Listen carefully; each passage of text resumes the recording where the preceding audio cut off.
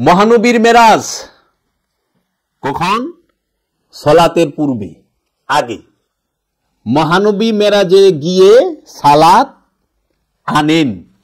এটা থেকে বর্তমান সমাজের আলেম ওলামাদের কথা বলতেছি, তারা যে বর্ণনা দেন যে মহানবী মেরাজ শরীফে গেলেন। আমি শুরু থেকে বললে আপনারা বুঝতে পারবেন এই মেরাজের ঘটনা নিয়ে।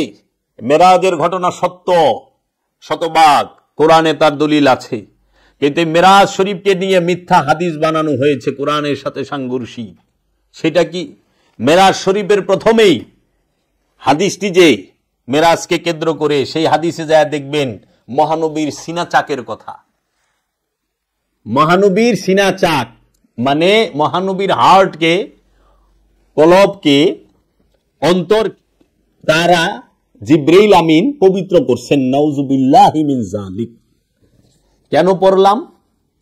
এই কারণে যে আল্লাহর হাবিবকে বলা হয় এই শবে মেরাজকে কেন্দ্র করে, যে শবে মেরাজে যখন জিব্রাইল আমিন আসেন আল্লাহর হাবিবকে মেরাজে নেবার জন্য বুরাক নিয়ে, বুরাকের বর্ণনাটা দেওয়া হয়েছে এই রকম যে বুরাকটি কেমন? মেরাজের বাহনকে বুরাক বলা হয়। রাসূল সাল্লাল্লাহু আলাইহি সাল্লাম বলেছেন, এই হাদিসে বলতাছে, ওনারা যে লিখছে, আমার কাছে একটি সাদা প্রাণী বুরাক নিয়ে আসা হয়, গাদার চেয়ে বড় এবং খচ্চরের চেয়ে ছোট ছিল। বুরাকটা কেমন ছিল? গাদার চেয়ে বড়, খচ্চরের থেকে ছোট। তখন আমাদের সমাজের কিছু কাল্পনিক মুসলমান কি করলো, আমরা অনেক সময় অনেক জায়গায় দেখতে পাই, একটা ঘোড়ার মতো বানায় তার মধ্যে আবার পাক লাগায় দিছে।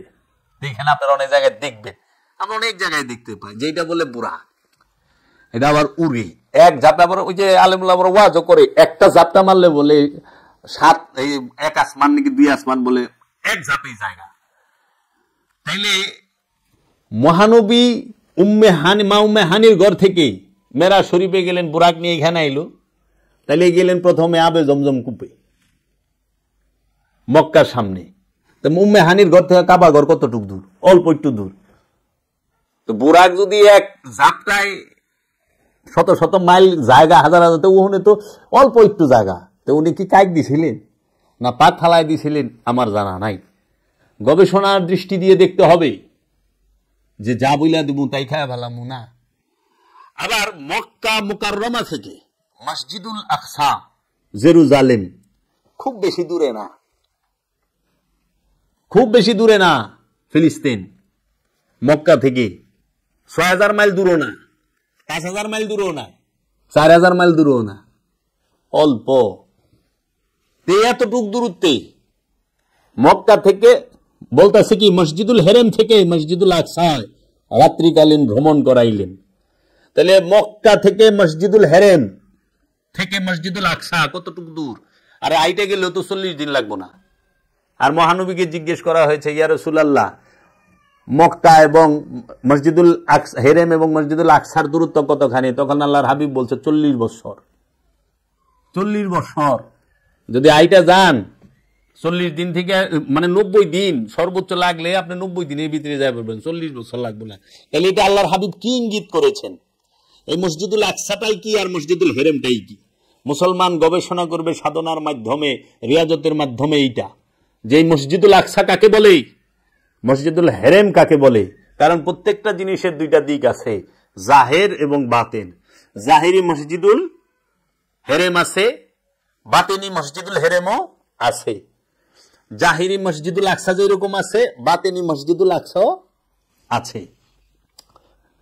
এইখানে ভ্রমণ করতে হবে। তো এখন উম্মে হানির ঘর থেকে সর্বপ্রথম মহানবীকে নেওয়া হয় কোথায়? জমজম কূপের এখানে। আমরা যে বর্ণনা পাই, সিনা চাক করে বলে যে জিব্রাইল আমিন সর্বপ্রথম ওপেন হার্ট সার্জারি করে, বুক ফাইরা হার্ট বাড়ি করে দয় কি দিয়া? জমজম কূপের পানি দিয়া পবিত্র করে। মানুষের বিবেক, মানুষের বুদ্ধি এত লোপ পাওয়া গেছে। আরে যে হার্ট দয়, হার্ট পানি দিয়ে দুইলে সেটা কি পবিত্র হয়ে গেল? এই হার্ট আর কলব কি এক? হৃৎপিণ্ড আর কলব কি এক? তাহলে আমাদের দেশের না, সারা ওয়ার্ল্ডের বড় বড় বাট পারে গো, বড় বড় বাটপারে ওপেন হার্ট সার্জারি না, হার্ট ব্লক হয়ে জায়গা ওপেন হার্ট সার্জারি না। এই দেশ হোক, ভারত হোক, পাকিস্তান হোক, আরব হোক, এই দেশের বিশ্ববিখ্যাত বাটপার কিনার ওপেন হার্ট সার্জারি হয়। হার্ট বাইর করে থাইলে থাইলে রাখে, ডাক্তাররা জমজম পানি দিয়ে দিলে তো পবিত্র। হাড় ধোয়া যায়, কলব ধোয়া যায় না, কলব পানি দিয়ে ধোয়া যায় না, কলব পবিত্র কোনোদিন পানি দেওয়া হয় না, তা আবার জমজম কূপের পানি। এখন প্রশ্ন হইল, আল্লাহর হাবিবের সিনা মুবারকে হাত দেবার মতো ক্ষমতা কি ফেরেশতাদের আছে? এক নাম্বার প্রশ্ন, নাই। কারণ আল্লাহর হাবিবের তাজাল্লি ফেরেশতারা সহ্য করতে পারবো না। কারণ কোরআন মতে ফেরেশতারা হচ্ছে সিফাতি নূরের তৈরি, আর আল্লাহর হাবিব সরকার দু আলম আবুল কাসেম মোহাম্মদ সাল্লাল্লাহু আলাইহি ওয়াসাল্লাম স্বয়ংভূ, স্বয়ং জাত নূর। তিনি এই জাত নূরকে সিফাত কিভাবে স্পর্শ করে? দ্বিতীয় প্রশ্ন, ফেরেশতাদের কি হাত পা মাথা মুন্ডু আছে? ফেরেশতাদেরকে কি নফস দেওয়া হয়েছে? না। ফেরেশতাদের কি নফস আছে? না। ফেরেশতাদেরকে কি আল্লাহ রূহ দান করেছে? না। কোরআনে কোথাও বলা হয় নাই ফেরেশতাদের নফস আছে, ফেরেশতাদের রূহ দান করা হয়েছে, নাই। এমনকি ফেরেশতাদের সাথে নফসই নাই, খান্নাস করতে থাকবো, খান্নাসও নাই, নফসও নাই, রূহও নাই।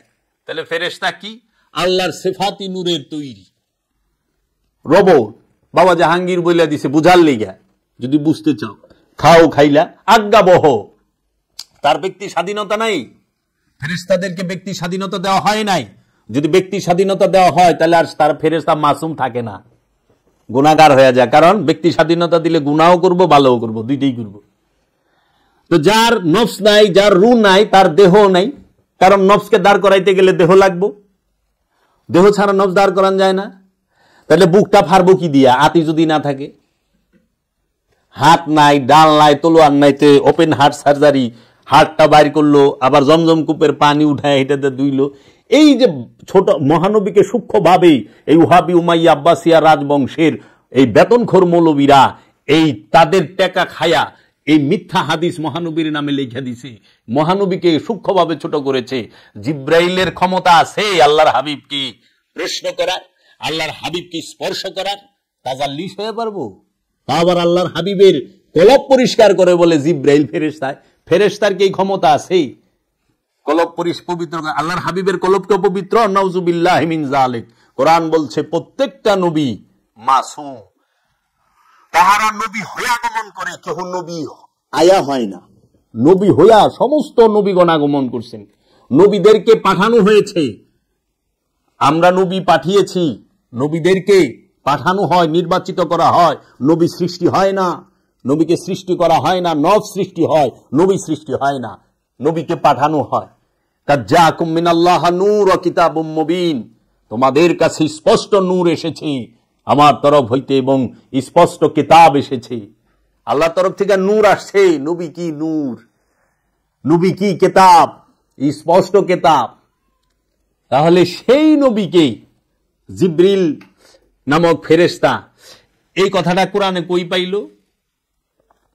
জমজম কূপে মধ্যে সিনা চাক করলো, হাড় দুইলে যদি হয় তাহলে তো ওখানে সব মুসলমান যা অপারেশন করে জমজমের পানি দা হাত দিব, পুরা পবিত্র। বাংলাদেশে জমজমের পানি পাওয়া যায়, ওখানে কিনতে পাওয়া যায় না।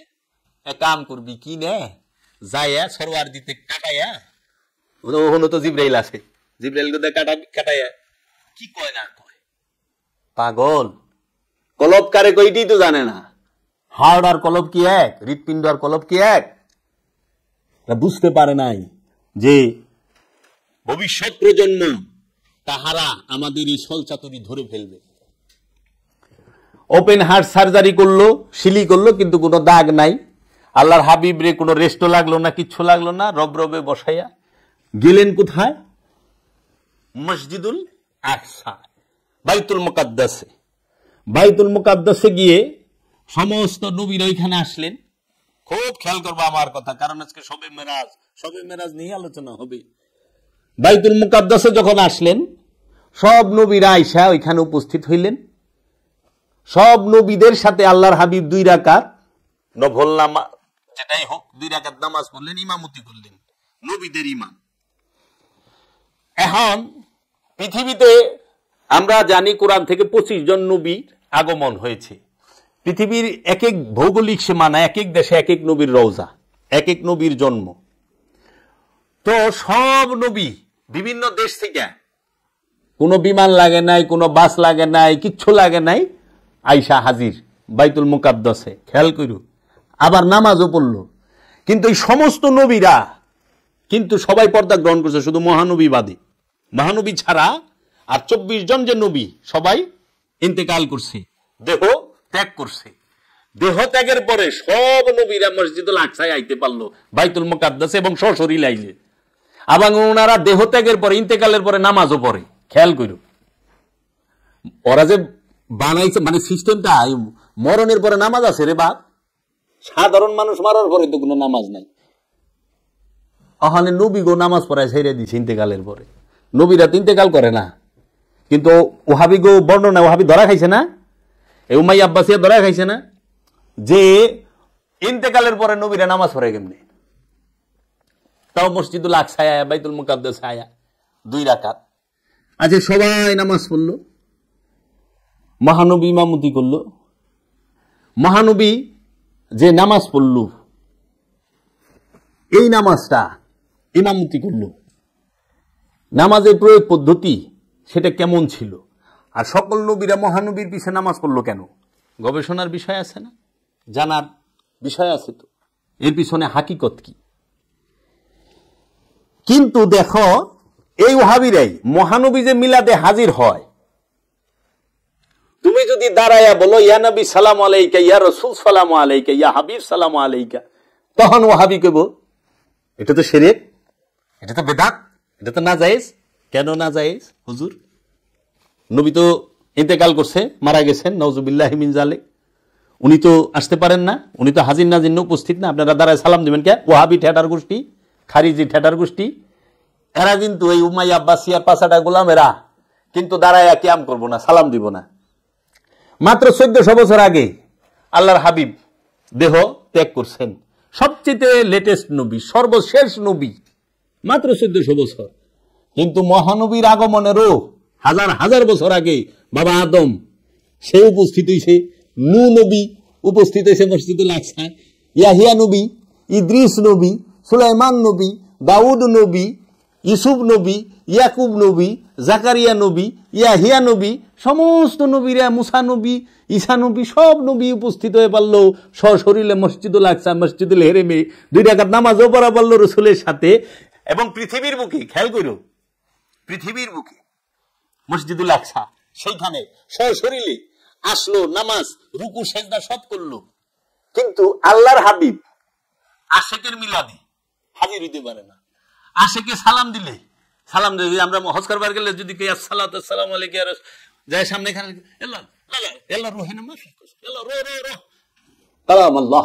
আল্লাহ এমনি দেখায়।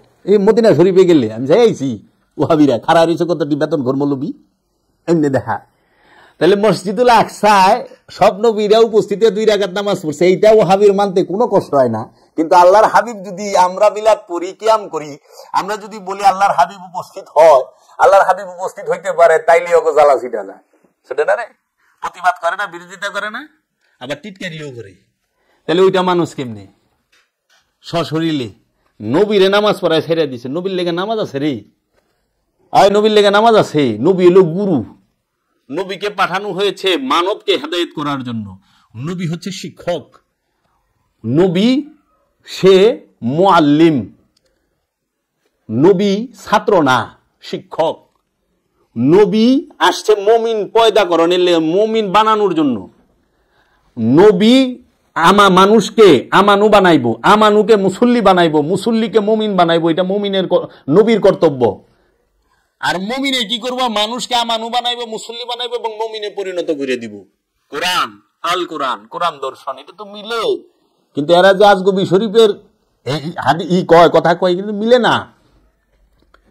তারপরে 2 রাকাত নামাজ পড়িয়া আবার ওইখানে কি করলেন? রব রবরে বানলেন মসজিদুল আকসার, মানে বাইতুল মুকাদ্দাসের যে দরজা ওইটার সাথে, কারণ বোরাক যদি আবার সুইটা জায়গা হইল।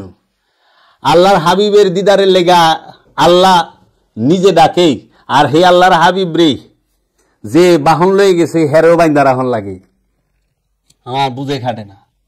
আচ্ছা বাইন্দা রাখছে, তারপরে আবার এই নামাজ পড়িয়া সবার উপস্থিতিতে গেলেন কোথায়?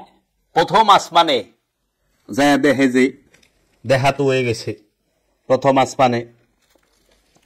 প্রথম আসমানে যখন গেলেন আল্লাহর হাবিব উঠলেন, এমন সময় দেখলেন যে হযরত আদম আলাইহিস সালামের সঙ্গে দেখা। তাও প্রথম আসমান খুলবার চায় নাই, দরজা, প্রথম আসমানের দরজা আছে কইলে হযরত জিবরাইল আলাইহিস সালাম যায় কইলেন, হে আসমানের দরজা তুমি খুলো। এর আগে আবার আরেকটা ঘটনা আছে, ওই হাদিসে পাইলাম আর কি, মেরাজের হাদিসে। সেটা কি? সেটা হইল যে নামাজ শেষ করে যখন আল্লাহর হাবিব বাইরে এলেন, তখন জিবরাইল আমিন দুইটা পেয়ালা লয়ে এলো, দুইটা বাটি, এক বাটিতে মদ, আরেক বাটিতে দুধ। আবার কেউ কইছে যে তিনটা বাটি আনছে, একটা বাটিতে মদ, একটা বাটিতে দুধ, একটা বাটিতে মধু। তখন আল্লাহর হাবিবের সামনে যখন দিছে, আল্লাহর হাবিব দুধটা ধরছেন, মদ ধরেন নাই। তখন জিবরাইল আমিন আবার কইল, জিবরাইল ফেরেশতা, সে কইল যে এটা আপনার স্বভাব। আরে আল্লাহর হাবিবের আগমন না হইলে জিবরাইলের সৃষ্টি হইতো না, কয় যাইতো ফেরেশতা। আল্লাহর হাবিবের নূরে ফেরেশতার তৈরি, মাখলুক তৈরি। আউয়ালুনা মুহাম্মদ, আওসাতুনা মুহাম্মদ, আখিরুনা মুহাম্মদ, কুল্লানা মুহাম্মদ। আদি তো আমরা মুহাম্মদ, মধ্যখানে আমরা মুহাম্মদ, শেষও আমরা মুহাম্মদ, সর্বকালে আমরা মুহাম্মদ। সেই মুহাম্মদ সাল্লাল্লাহু আলাইহি ওয়াসাল্লামের লেগে ফেরেশতায় বলে এক পেলা মদ লয়ে হে, এক পেলায় দুধ লয়ে হে। এত বড় আল্লাহর হাবিব পরীক্ষা করে, ফেরেশতা আল্লাহর হাবিবরে পরীক্ষা করে। এটা তো পরীক্ষা যে সে কোনটা ধরে, পরীক্ষা করে। উনি দুধই ধরলেন, মদ ধরলেন না। আরে বাবা রে বাবা, শুনছা? ফেরেশতায় মদ লয়ে, হাত পাও নাই, কানা, ছেলের নাম পদ্মলোচন, চোখ নাই, চোখ কানা, হ্যার নাম বলে পদ্মলোচন। সারাদিন বড় মিশা কথা কয়, হ্যার নাম হলো সিদ্দিক। সারাদিন বড় ভিক্ষা করে খায়, তার নাম রাখছে বাদশা মিয়া। আচ্ছা, আমাকে এলাকায় বাদশা মিয়ার মায় ভিক্ষা করতো, কেরা আইছে? বাদশা মিয়ার মায় আইছে ভিক্ষার লিগে। তো এরকম হয়েছে হাল। আল্লাহর হাবিব রে বলে পরীক্ষা করে কে? ফেরেশতা।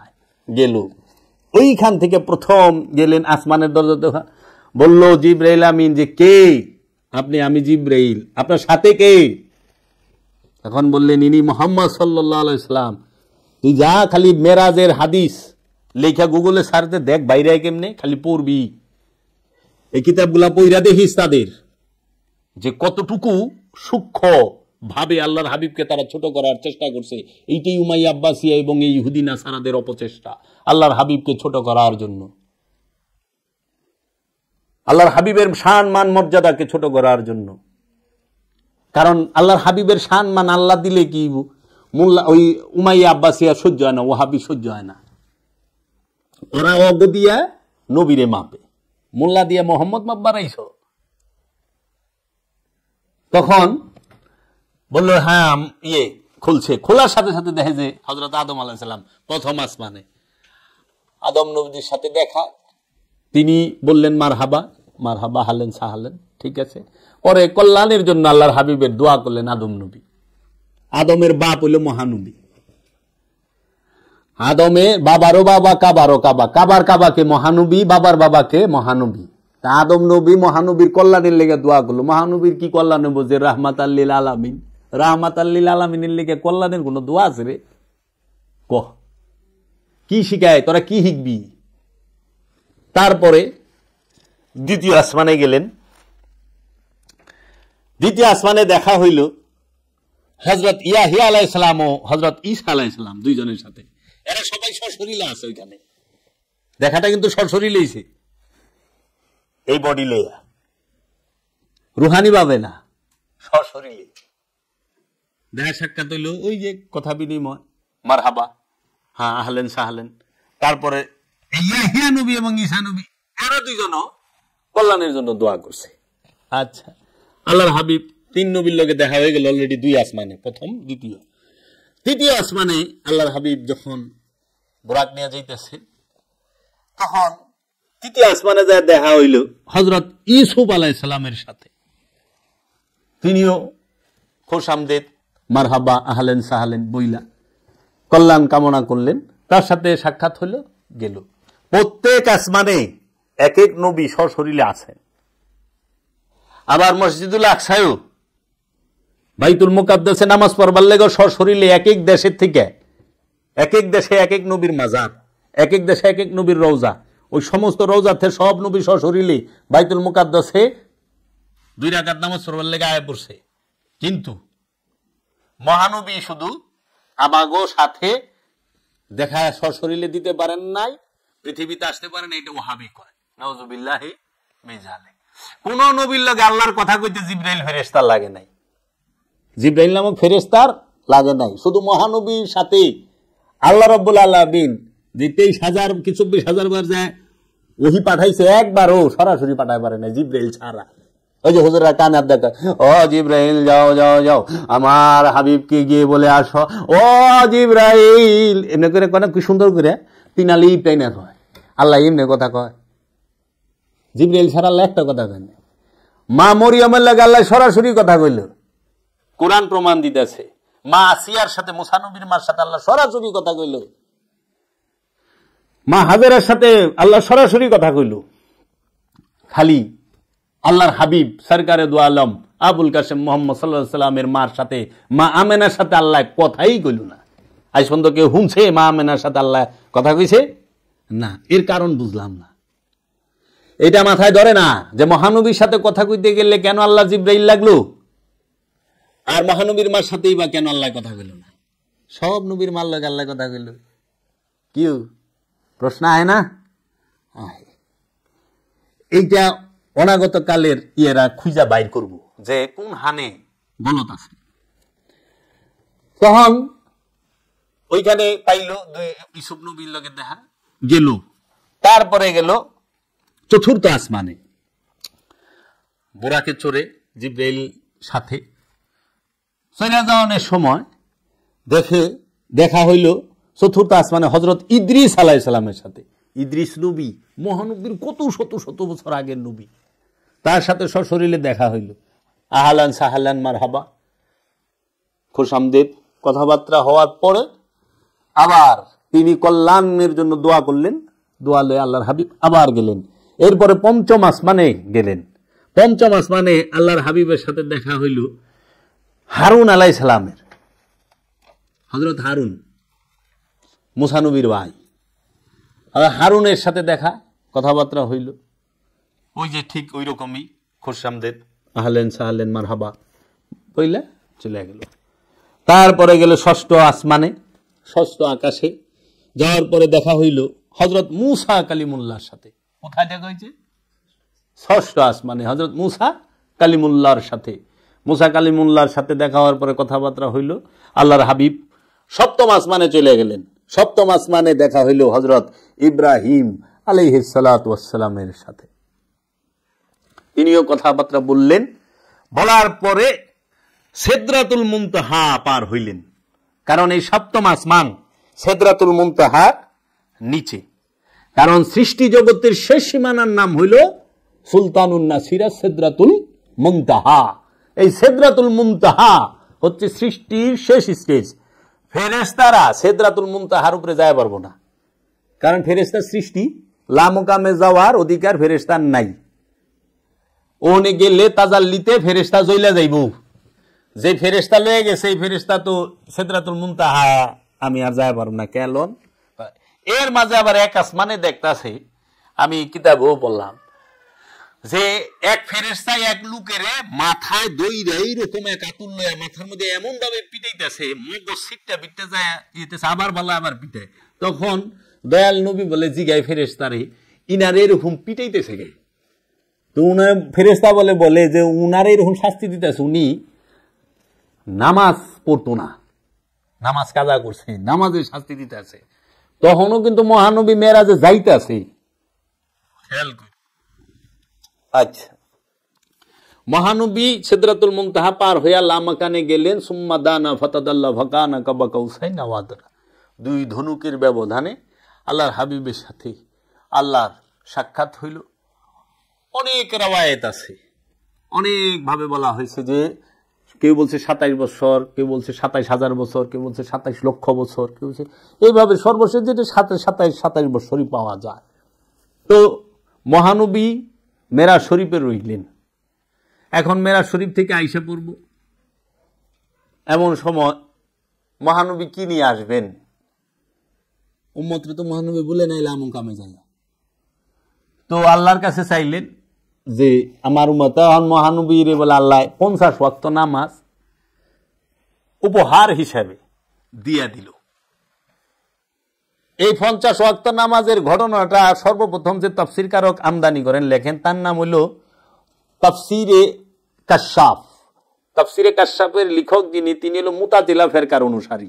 73টা ফেরকা না, মুতাজিলা ফেরকার অনুসারী আল্লামা জামাকসুরি তার নাম। তার তাফসীরে কাশশাফের মধ্যে এই 50 ওয়াক্তরে ঘাটাইতে ঘাটাইতে 5 ওয়াক্ত আনলে এই হিস্ট্রি কইছে। এখন 50 ওয়াক্ত নামাজ আল্লাহ মহানবীর উম্মতের জন্য উপহার স্বরূপ দিয়ে দিলেন যে এটা নিয়ে যান। এই জন্য আমরা দেখলাম যে যখন আমরা এটাই করি তখন যে এইটা বলে নামাজের জন্মদিন, মানে সবে মেরাজের রাতটা এটা নামাজে আগমন করে 5 ওয়াক্ত আনুষ্ঠানিক নামাজ। এটা 5 ওয়াক্ত নামাজের কথা যদিও কোরআনে নাই স্পষ্ট সরাসরি কোন আয়াত, কিন্তু তারা এই উমাইয়া আব্বাসিয়া রাজবংশ হাদিসে লিখছে। এখন 50 ওয়াক্ত নামাজ নিয়ে যখন আল্লাহর হাবিব পৃথিবীর বুকে আসতেছেন, তখন আল্লাহর হাবিব লামকাম থেকে সিদরাতুল মুনতাহা পার হইয়া 7ম আসমান পার হইয়া 6ষ্ঠ আসমানে যখন আছেন, তখন মুসা নবী জিজ্ঞেস করলো, আপনি কি নিয়ে যাইতেছেন? আল্লাহ আপনারে কি দিল? তখন মুসা নবী বললেন যে আল্লাহ তো আমার উম্মতের জন্য 50 ওয়াক্ত নামাজ দিলেন। কি কন 50 ওয়াক্ত নামাজ? হ্যাঁ, পারবো না। আমার উম্মত যে শক্তিশালী আছিল, এত শক্তিশালী উম্মতই তো পারে না, আপনার উম্মত তো দুর্বল, এরা পারবো না, এটা কমাই নিয়ে আসেন। তখন মহানবী কি করবো? মুসানবী কইছে মহানবীরে, ওই কথা হই নাই। মহানবী আবার 7ম আসমান বেদ কইরা, সিদরাতুল মুনতাহা বেদ কইরা পরে লামকামে গেল, যা গেল, আল্লাহ উম্মত তো পারবো না, দুর্বল, বড় ইবু, কমায় দেন। আল্লাহ কইল, যান আপনি 5 ওয়াক্ত কমাই দিলাম, 45। ঠিক আছে, 45 দিল। নিয়ে আসতেছেন আবার লামকাম থেকে সিদরাতুল মুনতাহা পার হইয়া 7ম আসমান পার হইয়া 6ষ্ঠ আসমান। এখন আমার কাছে এনে 2টা প্রশ্ন আমার মনে জাগে। একটা হইল, 7ম আসমানে ইব্রাহিম নবী কি করতেছে? সে কিছু কইল না। 6ষ্ঠ আসমানে মুসা নবী কেন ধরল? কথা হয় না? ইব্রাহিম নবী তো 7ম আসমানে রয়েছে, ইব্রাহিম নবী কিচ্ছু কইল না। আড়াইটার সময় কি ইব্রাহিম নবীর সাথে দেখা হয় না মহানবীর? আবার এইদিকে দেখলাম যে ওই ঘটনার বর্ণনা, জিব্রাইলের হুকুম ছাড়া আসমানের দরজাই খুলে না। প্রত্যেক আসমানে যা জিব্রাইলের কোন লাগছে, এই দরজা খুলো। ফেরেশতারা জিজ্ঞাসা, কে আপনি? আমি জিব্রাইল। সাথে কে? মহানবী মুহাম্মদ সাল্লাল্লাহু আলাইহি সাল্লাম। তখন খুলছে, ও আচ্ছা। কিন্তু যখন আবার সংশোধন করা লেগে গেল, তখন কোনো কিছু লাগলো না, আর বুড়াকেও বান্ধন লাগে নাই, এখন যে কথাবার্তা কইছে। তাহলে প্রশ্নটা আহে না যে কারণটা কি? আর মুসা নবীর এখানে আইলো কেটে। আবার মুসা নবী 45 যখন নিয়ে আসলো, ইব্রাহিম নবীর সাথে আবার দেখা হয় নাই 7ম আসমানে। 6ষ্ঠ আসমানে মুসা নবী কি সে 45 দিছে আল্লাহ, পারবো না, সম্ভবই না। আমার উম্মতে এত শক্তিশালী আছিল, তাই পারে না। আর আপনি তো দুর্বল, পারবো না। হায় হায়, পারবো না, কমাইলে। আবার গেছে আল্লাহর হাবিব রিটার্ন গুইরা, আল্লাহ যা কইছে পারবো না। মুসা নবী কইছে দুর্বল, আল্লাহ যান 40 দিলাম। 40 আবার এই আইছে, আবার এরকম 9 বার আপ এন্ড ডাউন করাইছে। এই 9 বারের একবারও ইব্রাহিম নবীর লগে মহানবীর দেখা হইল না 7 আসমানে। এই 9 বারের একবারও আসমানের কোন লাগে নাই, দরজা খুলো। আর 9 বারের মুসা নবী খালি দৌড়ছে। কিন্তু সবচেয়ে আশ্চর্যের বিষয় হলো এইটা যে সোয়াব কইলে কমে নাই, 5 ওয়াক্ত পড়লে 50 ওয়াক্তের সওয়াব পাইবেন, সওয়াব একটুও কমে নাই। আল্লাহ কই দিল। 9 বার আপ ডাউন করলো, 9 বার সংশোধন করলো, 5 নং 45, 9 বার। তাহলে আল্লাহ হলো সংশোধনকারী, আর মহানবী হলো সংশোধন করার জন্য সুপারিশকারী, আর মুসানবী হলো উপদেশ দাতা। তাহলে এই জিনিসটা আল্লাহরও নজরে পড়লো না যে উম্মতে মোহাম্মদী দুর্বল, মহানবীর উম্মত দুর্বল, এরা 50 ওয়াক্ত পারবো না। আল্লাহরও নজরে পড়লো না, আল্লাহও জানলো না। মহানবীরও নজরে পড়লো না, মহানবীও জানলো না, মুসানবী জানলো। এর ভিতরে কি সূক্ষ্ম চক্রান্তের গন্ধ পাওয়া যায় না? কারণ এই উমাইয়া আব্বাসিয়া রাজবংশ ইহুদির দালালি করে তো, ওখানে এরা মহানবীর উপরে মুসানবীরে দেহানের চেষ্টা করছে, বুঝছ? খ্রিস্টান সম্প্রদায় চেষ্টা করে যে ঈসানবীর উপরে মহানবীর উপরে ঈসানবীরে দেখানোর জন্য, আর এই উমাইয়া আব্বাসিয়ারা তো ইহুদির গোলামি, এরা চেষ্টা করে মুসানবীর নিচে মহানবীরে দেখানোর জন্য, মহানবীর। কিন্তু যাই না রাখো, ঈসানবী মুসানবী কেউ ইহুদি খ্রিস্টানের নবী নয়।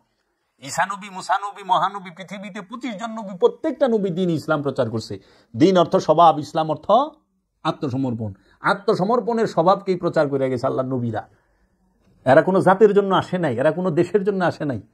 নবীগণ হইল সার্বজনীন, সবার জন্য। এর জন্য কোরআন বলছে প্রত্যেক নবীর উপরে ঈমান আনতে হবে, কারণ নবী সার্বজনীনের লিগে।